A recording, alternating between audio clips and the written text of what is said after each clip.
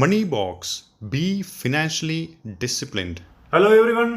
Derivatives, futures and option എന്ന ഈ ടോപ്പിക്കിന്റെ മൂന്നാമത്തെ എപ്പിസോഡിലേക്ക് എല്ലാവർക്കും സ്വാഗതം.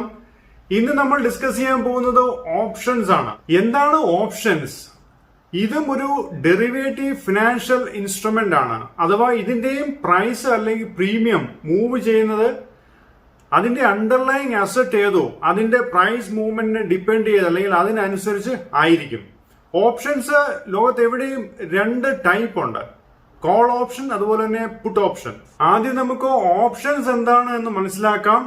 ഓപ്ഷൻസിന്റെ ഡെഫിനിഷൻ എന്നാൽ options are contracts that gives A buyer the right to buy or sell an underlying asset on which a derivative contract is based by a set of expiration date at a specific price.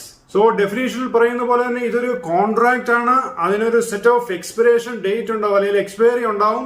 അതുപോലെ തന്നെ ഇതിനൊരു pre determined price ഉണ്ടാവും അല്ലെങ്കിൽ specific price. ഇതിന്റെ target price അല്ലെങ്കിൽ strike price എന്നാണ് ഇതിന്റെ original terminology. അതുപോലെ തന്നെ ഓപ്ഷൻ ബയർക്ക് ഒരു റൈറ്റ് ഉണ്ട് എന്ന് പറഞ്ഞു. അഥവാ ബൈ ചെയ്യാനായിട്ടും സെല്ല് ചെയ്യാനും. അതെന്താണ് ഈ ബൈ ചെയ്യാനായിട്ട്? ഓപ്ഷൻ ബൈ ചെയ്യുന്ന ഒരാൾക്ക് ബൈ ചെയ്യാം, അതുപോലെ തന്നെ സെല്ല് ചെയ്യാമെന്നും പറയുന്നുണ്ട്. ഇത് എന്താണ് ബൈയോ അല്ലെങ്കിൽ സെല്ല് ചെയ്യാമെന്നോ? An underlying asset. Underlying asset ആണ് അതിന്റെ അകത്ത് കീ എന്ന് പറയുന്നത്. കാരണം ആ ഡെറിവേറ്റീവ് കോൺട്രാക്ട് ബേസ് ചെയ്തിരിക്കുന്നത് അണ്ടർലൈങ് അസറ്റിലാണ്. സോ ആ അണ്ടർലൈങ് അസറ്റ് ബൈ അല്ലെങ്കിൽ സെല്ലോ ചെയ്യാനായിട്ടുള്ള റൈറ്റ് ഓപ്ഷൻ ബയർക്കുണ്ട് എന്നാണ് പറയുന്നത്. ഓപ്ഷൻ സെല്ലർക്കല്ല, ഓപ്ഷൻ ബയർക്ക്. ഇവിടെ നമുക്ക് കോൾ ഓപ്ഷൻ എന്താണ്, പുട്ട് ഓപ്ഷൻ എന്താണ് എന്ന് മനസ്സിലാക്കണം. ഓപ്ഷൻ ബയർക്ക് റൈറ്റ് ഉണ്ട് ബൈയും സെല്ലും ചെയ്യാൻ എന്ന് നമ്മൾ ഓപ്ഷന്റെ ഡെഫിനിഷനിൽ കണ്ടു. സോ ഈ കോൾ ഓപ്ഷൻ എന്ന് പറഞ്ഞാൽ കോൾ ഓപ്ഷൻ ബൈ ചെയ്യുന്ന ഒരു ബയർക്ക് അതിന്റെ അണ്ടർലൈൻ അസറ്റ് എന്ന് പറയുന്നത് ഒരു അപ്വേർഡ് മൂവ്മെന്റ് അല്ലെങ്കിൽ ഒരു ബുള്ളിഷ് ആയിട്ടുള്ള ഒരു ഫീലിംഗ് ആയിരിക്കും അവർക്കുള്ളത്. അല്ലെങ്കിൽ അണ്ടർലൈൻ അസറ്റ് അപ്വേർഡ് മൂവ്മെന്റ് ഉണ്ട് എന്ന് പ്രതീക്ഷിക്കുന്ന ഒരാളാണ് ഒരു കോൾ ഓപ്ഷൻ ബൈ ചെയ്യുന്നത്. ഇതിന്റെ നേരെ ഓപ്പോസിറ്റ് ആണ് പുട്ട് ഓപ്ഷൻ. ഉദാഹരണമായിട്ട് റിലയൻസ് ഇൻഡസ്ട്രീസ്, അതിന്റെ അണ്ടർലൈൻ ഷെയറിന്റെ പ്രൈസ് ഒരു മാസത്തിനുള്ളിൽ അല്ലെങ്കിൽ ആ ഒരു കോൺട്രാക്ട് പീരീഡിൽ ഒരു അപ്വേർഡ് മൂവ്മെന്റ് വരാൻ ഹൈ ആയിട്ട് എക്സ്പെക്ട് ചെയ്യുന്ന ഫോർ വാട്ട് എവർ റീസൺസ്, അതിന്റെ ഏർണിംഗ്സിന്റെ എക്സ്പെക്ടേഷൻ ആയിരിക്കാം, അല്ലെങ്കിൽ ആ ഒരു ബിസിനസ് ഗ്രോത്ത് ആയിരിക്കാം, അങ്ങനെ പല റീസൺസ് ഉണ്ടാവും. സോ ആ ഒരു പ്രൈസ് മൂവ്മെന്റ് അപ്പോഴ് ഒരു ബയസിൽ മൂവ് ചെയ്യുന്ന ഒരു ഹൈ കൺവിക്ഷൻ അല്ലെങ്കിൽ ഒരു ബെറ്റിംഗ് ഉള്ളതുകൊണ്ടാണ് ആ ഒരു കോൾ ഓപ്ഷൻ ബൈ ചെയ്യുന്നത്. ഇതുപോലെ തന്നെ ഈ അണ്ടർലൈങ് അസറ്റ്, റിലയൻസ് ആയിക്കോട്ടെ, ഏത് സ്റ്റോക്ക് ആയിക്കോട്ടെ, അല്ലെങ്കിൽ ഏത് അസറ്റ് ക്ലാസ് ആയിക്കോട്ടെ, അതിനൊരു നെഗറ്റീവ് ഫീലിംഗ് അല്ലെങ്കിൽ ഒരു ബേറിഷ് ആണ് എങ്കിലാണ് ആക്ച്വലി പുട്ട് ബൈ ചെയ്യുന്നത്. പുട്ട് എന്ന് പറഞ്ഞാൽ കോളിന്റെ ഓപ്പോസിറ്റ് ആണ്. അഥവാ അണ്ടർലൈങ് അസറ്റിന്റെ പ്രൈസ് ഫോളോ ചെയ്യും എന്ന് പ്രതീക്ഷിക്കുന്നവരാണ് എപ്പോഴും പുട്ട് ബൈ ചെയ്യുന്നത്. അഥവാ പുട്ട് ബൈ ചെയ്ത് കഴിഞ്ഞാൽ അണ്ടർലൈൻ ഫോൾ ചെയ്യും, എന്നാൽ അതിന്റെ പുട്ടിന്റെ പ്രീമിയം കയറുകയും ചെയ്യും. പുട്ടിന്റെ പ്രീമിയം ഇൻക്രീസ് ചെയ്യും. അവിടെയാണ് ആ പ്രോഫിറ്റ് വരുന്നത്. സോ ഇതാണ് കോൾ ഓപ്ഷനും പുട്ട് ഓപ്ഷനും. ഇത് ടോട്ടലി ഒരു കൺഫ്യൂഷൻ ആവുന്ന ഒരു സിറ്റുവേഷൻ ആണ്. അതുകൊണ്ട് തന്നെ തീർച്ചയായിട്ടും നമുക്ക് ഒരു കോൾ ഓപ്ഷന്റെ ട്രേഡും അതുപോലെ തന്നെ ഒരു പുട്ട് ഓപ്ഷന്റെയും ട്രേഡ്, ഒരു ആക്ച്വൽ ട്രേഡ് എങ്ങനെ നടക്കുന്നുള്ളത് കണ്ടു നോക്കാം. അതിനു മുന്നേ ഓപ്ഷൻസിൽ ധാരാളം ടേംസ് യൂസ് ചെയ്യുന്നുണ്ട്, അല്ലെങ്കിൽ ഓപ്ഷൻസിന്റെ ടെർമിനോളജി എന്താണ് എന്നും കൂടെ നോക്കാം. ആക്ച്വൽ ട്രേഡ് ചെയ്യുമ്പോഴത്തേക്കും നമുക്ക് നല്ലൊരു ക്ലാരിറ്റിയും ഈ ഒരു ഓപ്ഷൻ ടെർമിനോളജിയും അതിന്റെ അകത്ത് കവർ ചെയ്യുന്നതായിരിക്കും. ഓപ്ഷൻ റിലേറ്റഡ് ആയിട്ടുള്ള ടേംസ് ഏതൊക്കെയാണ് എന്ന് നോക്കാം. കോൾ, പുട്ട് നമ്മൾ പറഞ്ഞു, അതുപോലെ തന്നെ strike price, premium, spot price അല്ലെങ്കിൽ അണ്ടർലൈൻ പ്രൈസ്, അതുപോലെ തന്നെ in the money contract, at the money contract, out of the money contract, intrinsic value, time value. അതുപോലെ തന്നെ ഓപ്ഷൻസ് രണ്ട് സ്റ്റൈൽ ഉണ്ട് ലോകത്ത് എവിടെയും. അമേരിക്കൻ കോള്, അമേരിക്കൻ പുട്ട്, അതുപോലെ യൂറോപ്യൻ കോൾ, യൂറോപ്യൻ പുട്ട്. അതുപോലെ തന്നെ സെറ്റിൽമെന്റ് പ്രൈസ്, അതുപോലെ തന്നെ കോൺട്രാക്ട് എക്സ്പയറി, അതുപോലെ കോൺട്രാക്ട് വാല്യൂ. ഫ്യൂച്ചേഴ്സിനാണെങ്കിൽ ഡയറക്റ്റ് മൾട്ടിപ്ലൈ ചെയ്താൽ മതി, ക്വാണ്ടിറ്റി ഇൻടു പ്രൈസ്. ഇതിന്റെ അകത്ത് ഓപ്ഷൻസിൽ എങ്ങനെയാണ് ഈ കോൺട്രാക്ട് വാല്യൂ കാണുന്നത്, ഇതൊക്കെ നമുക്ക് നോക്കാം. നമുക്ക് ആദ്യം ഒരു കോൾ ഓപ്ഷൻ ട്രേഡ് കണ്ടു നോക്കാം. നമുക്ക് റിലയൻസ് ഇൻഡസ്ട്രീസിന്റെ 26 നവംബർ എക്സ്പയറി ഡേറ്റ് ഉള്ള ഒരു കോൾ ഓപ്ഷൻ. അതിന്റെ സ്ട്രൈക്ക് പ്രൈസ് 2000 ആണ്. അതുപോലെ തന്നെ സ്ക്രീനിൽ നമുക്ക് കാണാം ഇതിന്റെ അണ്ടർലൈൻ വാല്യൂ എന്നുള്ളത്, അഥവാ ഇതിന്റെ സ്പോട്ട് പ്രൈസ് ആണ്. റിലയൻസ് ഇൻഡസ്ട്രീസിന്റെ ഷെയറിന്റെ ആ ഒരു സ്പോട്ട് മാർക്കറ്റിൽ അല്ലെങ്കിൽ ക്യാഷ് മാർക്കറ്റിലെ പ്രൈസ് ആണ് 1981.75. അതാണ് ഇന്നത്തെ ഈ പറഞ്ഞ 12 നവംബർ. ഇന്ന് 12 നവംബറിലാണ് ഡേറ്റ് ആയത്. ക്ലോസിംഗിന്റെ ആ ഒരു വിൻഡോ ആണ് കാണിച്ചിരിക്കുന്നത്. ഇതിന്റെ അകത്ത് പ്രീമിയം എന്ന് പറയുന്നത് ഏകദേശം 60 രൂപ 70 ആയിട്ട് നിൽക്കുന്നു. അല്ലെങ്കിൽ ബിഡ് ആൻഡ് ആസ്ക് എന്ന് പറയുന്നത് 60.7, 60.8. അതുപോലെ ലോട്ട് സൈസ് 505 ഷെയർസ് ആയിട്ടും കാണാം. സോ നമ്മൾ കണ്ട റിലയൻസ് ഇൻഡസ്ട്രീസിൻ്റെ 26 നവംബർ 2020 എക്സ്പയർ ആവുന്ന ഒരു കോൾ ഓപ്ഷൻ്റെ ട്രേഡ് കണ്ടു നോക്കാം. സ്ട്രൈക്ക് പ്രൈസ് നമ്മൾ കണ്ടു, 2000 സ്ട്രൈക്ക് പ്രൈസ് ആണ് നമ്മൾ എടുത്തിരിക്കുന്നത്. സ്പോട്ട് പ്രൈസ് 1981 ആണ്, അതായത് ഇപ്പോഴത്തെ ക്യാഷ് സെഗ്മെൻറ്റിലെ റിലയൻസ് ഇൻഡസ്ട്രീസിൻ്റെ പ്രൈസ്. ലോട്ട് സൈസ് 505 ഷെയർസ് ആണ്. കറണ്ട് പ്രൈസ് അല്ലെങ്കിൽ പ്രീമിയം എന്ന് പറയുന്നത് 60 rupees ആണ്. സോ ഞാനിവിടെ ഒരു ലോട്ട് ബൈ ചെയ്യുന്നു. അപ്പോൾ ഞാൻ കൊടുക്കുന്ന പ്രീമിയം എന്ന് പറഞ്ഞാൽ 505 ഇൻറ്റു 60 rupees, അഥവാ 30,300 ആണ് എനിക്ക് എൻ്റെ ടോട്ടൽ ഇൻവെസ്റ്റ്മെൻറ്റ് അല്ലെങ്കിൽ ടോട്ടൽ കോസ്റ്റ് എന്ന് പറയുന്നത് 30,300 ആണ്. ഇവിടെ ഇപ്പോൾ നമ്മൾ മനസ്സിലാക്കേണ്ട കാര്യം, ഈ 60 rupees കൊടുത്തിരിക്കുന്നു. ഇതിൻ്റെ അകത്ത് കുറേ ടേംസ് ഒക്കെ ഞാൻ സൈഡിൽ എഴുതിയിട്ടുണ്ട്.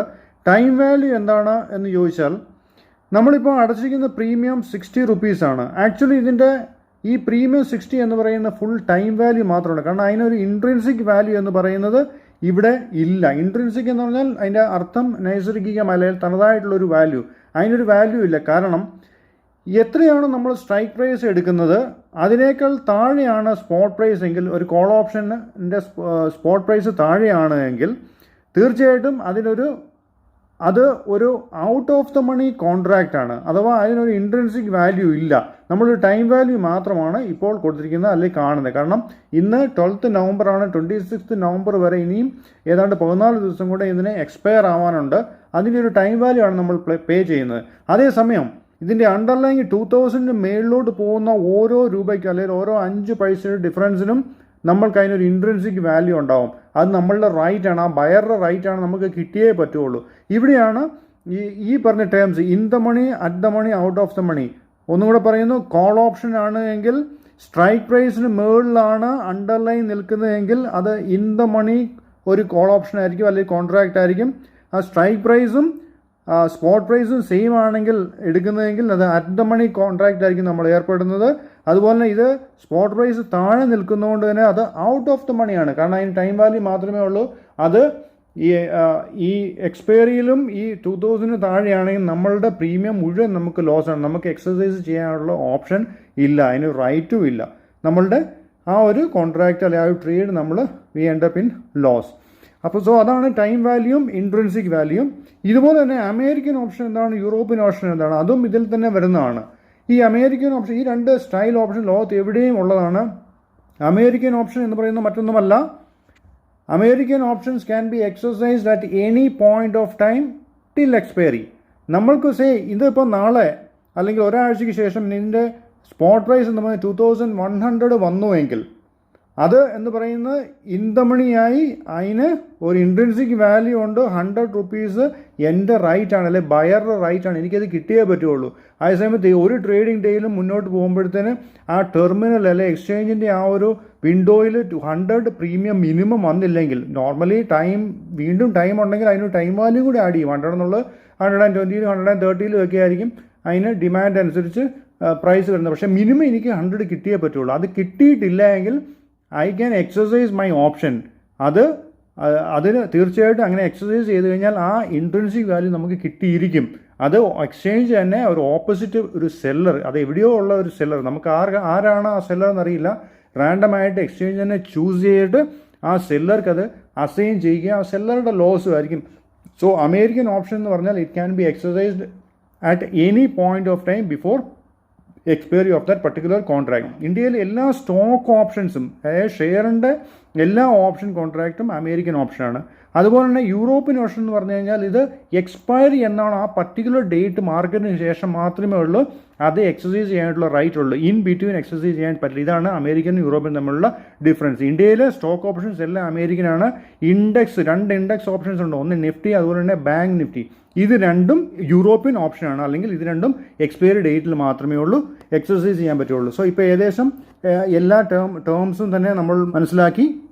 ഇനിയിപ്പോൾ ഇതേ കോൺട്രാക്റ്റ് തന്നെ അല്ലെങ്കിൽ ഇതിൻ്റെ അണ്ടർലൈൻ എന്ന് പറയുന്നത് 1981 എന്നുള്ളത് കയറി, നമ്മളുടെ ഒരു കൺവിക്ഷനാണ് കയറുമെന്നുള്ളത്. അതുകൊണ്ടാണ് കോൾ ഓപ്ഷൻ ബൈ ചെയ്യുന്നത്. കോൾ ഓപ്ഷൻ്റെ ബയർ മുമ്പേ പറഞ്ഞു എപ്പോഴും ഒരു അപ്വേർഡ് മൂവ്മെൻറ്റ് എക്സ്പെക്ട് ചെയ്യുന്ന ഒരാളായിരിക്കും കോൾ ഓപ്ഷൻ ബൈ ചെയ്യുന്നത്. ഇത് ഒരു 1 വീക്ക് അല്ലെങ്കിൽ 10 days കഴിഞ്ഞപ്പോഴത്തേക്കും 2100 ആയി എന്ന് വിചാരിക്കുക അണ്ടർലൈൻ. തീർച്ചയായിട്ടും ഞാൻ ഒരു ലോട്ട് സെല്ല് ചെയ്യുന്നു. അപ്പോൾ 505 ഇൻറ്റു അതിൻ്റെ അവിടെ അപ്പം ശരിക്കും പറഞ്ഞാൽ ഇൻ ദ മണിയായി. അപ്പോൾ ഇൻട്രിൻസിക് വാല്യൂയും വേണം, അതിനൊരു ടൈം വാല്യൂ ഉണ്ടാവും. 10 ദിവസം വീണ്ടും ഡേയ്സ് ഉണ്ട് കോൺട്രാക്ട് എക്സ്പയറിക്കും. എങ്കിൽ പോലും അതിപ്പോൾ എത്രയാണെന്ന് എനിക്കറിയില്ല, അല്ലെങ്കിൽ അതൊരു മാർക്കറ്റ് ഡിമാൻഡ് അനുസരിച്ചായിരിക്കും. എപ്പോഴും ഒരു ടൈം വാല്യൂ ഉണ്ടാവും. എങ്കിൽ പോലും എനിക്കിവിടെ 2100 വരുമ്പോഴത്തേന് സ്ട്രൈക്ക് പ്രൈസും കറണ്ട് അണ്ടർലൈങ് പ്രൈസും തമ്മിലുള്ള ഡിഫറൻസ്, ഈ 100 റുപ്പീസ് എന്ന് പറയുന്ന പ്രീമിയം എനിക്ക് കിട്ടിയേ പറ്റുള്ളൂ. അത് കിട്ടിയിരിക്കും. സോ അതിപ്പം ഞാൻ എക്സസൈസ് ചെയ്യുക, അല്ലെങ്കിൽ മിനിമം എനിക്കത് കിട്ടിയിരിക്കും. ആ മിനിമം വെച്ചുകൊണ്ട് ഞാൻ കാൽക്കുലേറ്റ് ചെയ്യുന്നു. അങ്ങനെയാണെങ്കിൽ തന്നെ എനിക്ക് 50,500 രൂപയ്ക്ക് സെല്ല് ചെയ്യുകയും അവിടെ എനിക്കൊരു പ്രോഫിറ്റ് എന്ന് പറയുന്ന ഇത് തമ്മിലുള്ള ഡിഫറൻസ് എന്ന് പറയുന്നത് 20,200 പ്രോഫിറ്റായിട്ട് എനിക്ക് കിട്ടുകയും ചെയ്തു. ഇതിനകത്ത് ബ്രോക്കറേജ് എന്ന് പറയുന്നത് തീർച്ചയായിട്ടും കുറയും, ഒരു ചെറിയൊരു എമൗണ്ട് ആയിരിക്കും. സോ ഇതാണ് ഒരു കോൾ ഓപ്ഷൻ ട്രേഡ്. ഇതിനകത്ത് മിക്കവാറും എല്ലാ ടേംസും ഞാൻ കവർ ചെയ്തു എന്ന് വിചാരിക്കുന്നു. സ്പോട്ട് അണ്ടർലൈങ് പ്രൈസ് എന്ന് പറയുന്നത് തീർച്ചയായിട്ടും ക്യാഷ് മാർക്കറ്റിൽ റിലയൻസിൻ്റെ പ്രൈസ് ആയിരിക്കും. സോ ഇതാണ് ഒരു കോൾ ഓപ്ഷൻ ട്രേഡ്. ഇത് തന്നെ ഒരു സെല്ലറുണ്ട്, അവിടെ മനസ്സിലാകണം. ഒരു സെല്ലർക്ക്, ഇതിപ്പോൾ ഒരു ബൈ ചെയ്യുന്ന ഒരാൾക്ക് തീർച്ചയായിട്ടും ഈ പ്രീമിയം പേ ചെയ്യുന്നതായിരിക്കും മാക്സിമം ലോസ് വരുന്നത്. കാരണം ഇത് റിലയൻസിൻ്റെ പ്രൈസ് താഴോട്ട് പോവുകയാണെങ്കിൽ ഞാൻ അടച്ച പ്രീമിയം, അതാണ് എൻ്റെ ലോസ്. ഓക്കെ, ഞാൻ ആ ലോസ് സഫർ ചെയ്യാതെ പറ്റില്ല. അതേസമയം ഇതിൻ്റെ ഓപ്പോസിറ്റ് പാർട്ടി സെല്ലറുടെ സംബന്ധിച്ചോളം ആ സെല്ലർക്ക് കിട്ടുന്ന മാക്സിമം പ്രോഫിറ്റ് എന്ന് പറയുന്നത് ഈ പറഞ്ഞ 30,300 ആയിരിക്കും, 60 റുപ്പീസ് പ്രീമിയം വെച്ചുകൊണ്ട്. ഇത് റിലയൻസ് മേളിലോട്ട് കയറി പോയി കഴിഞ്ഞാൽ പ്രീമിയം കയറും, അവർക്ക് ലോസ് ആണ്. റിലയൻസ് മേ ബി ഒരു 20 ഡേയ്സ് കൊണ്ട് ചിലപ്പോൾ ഒരു പക്ഷേ 500 രൂപ കയറി കഴിഞ്ഞാൽ ഭീകരമായിട്ടുള്ള ലോസ് ആയിരിക്കും. സോ എപ്പോഴും ഓപ്ഷൻസ് റൈറ്റ് ചെയ്യുന്നവരുടെ ലോസ് എന്ന് പറയുന്നത് അൺലിമിറ്റഡ് ആയിരിക്കും. അതുപോലെ തന്നെ അവിടെയാണ് റിസ്ക് എന്ന് പറയുന്നത്. ബയർക്ക് എപ്പോഴും പ്രീമിയം, അതാണ് മാക്സിമം ലോസ് എന്ന് പറയുന്നത്. മറ്റവരുടെ മാക്സിമം പ്രോഫിറ്റാണ്, സെല്ലറുടെ മാക്സിമം പ്രോഫിറ്റാണ് whatever premium they are getting. അതേസമയത്ത് ഒരു ബയറിൻ്റെ എന്ന് പറഞ്ഞാൽ മാക്സിമം ലോസ് ആണ് ആ പ്രീമിയം വിച്ച് ഹീസ് പേയിങ്.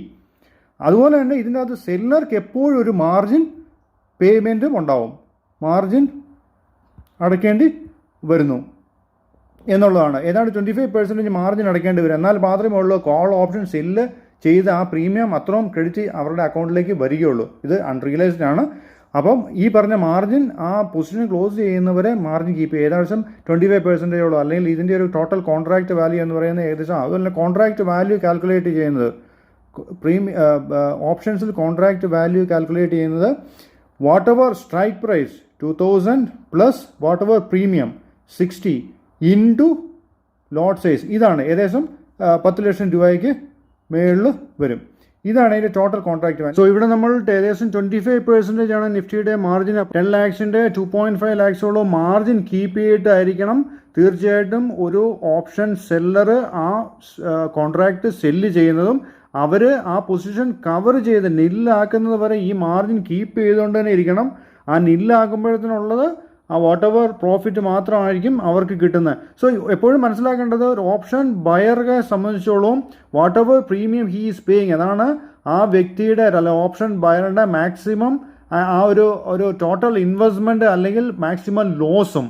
അതേസമയം ഒരു സെല്ലർക്ക് whatever premium he is getting, ആ ഒരു ട്രേഡിൽ നിന്ന് കിട്ടുന്ന ആ പ്രീമിയം ആയിരിക്കും മാക്സിമം പ്രോഫിറ്റ് എന്ന് പറഞ്ഞാൽ. അതിനപ്പുറത്തൊരു പ്രോഫിറ്റ് ഇല്ല, കാരണം സെല്ല് ചെയ്തിരിക്കുകയാണ്.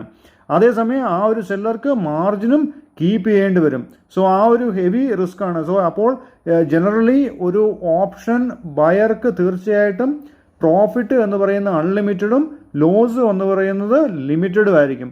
അതേസമയം ഒരു ഓപ്ഷൻ സെല്ലർക്ക് പ്രോഫിറ്റ് എന്ന് പറയുന്നത് വളരെ ലിമിറ്റഡും ആയിരിക്കും, ലോസ് എന്ന് പറയുന്നത് അൺലിമിറ്റഡും ആയിരിക്കും. ഇതാണ് ഓപ്ഷൻ ട്രേഡ് ചെയ്യുമ്പോഴത്തേനും വളരെ ശ്രദ്ധിക്കേണ്ടതും അതുപോലെ തന്നെ ഓപ്ഷനിൽ ആ ഒരു ലാഭ നഷ്ട കണക്കും. സോ നമ്മളൊരു കോൾ ഓപ്ഷൻ ട്രേഡ് കണ്ടു. ഇത് കുറച്ചൊക്കെ ഒരു കൺഫ്യൂസിങ് ആയിരിക്കും. ഇതുമായി റിലേറ്റ് ചെയ്ത് എന്തെങ്കിലും ഡൗട്ട് ഉണ്ടെങ്കിൽ തീർച്ചയായിട്ടും നിങ്ങൾക്ക് എന്നെ കോൺടാക്ട് ചെയ്യുന്നതാണ്.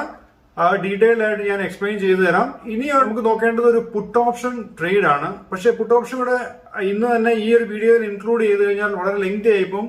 സോ അത് അടുത്ത എപ്പിസോഡിലായിട്ട് തീർച്ചയായിട്ടും ഡീറ്റെയിൽ ആയിട്ട് തന്നെ നമുക്ക് നോക്കാം. ഇന്നത്തെ സെഗ്മെന്റ് എല്ലാവർക്കും ഇൻഫോർമേറ്റീവ് ആയി എന്ന് കരുതുന്നു. Thank you all. Please like, share and subscribe.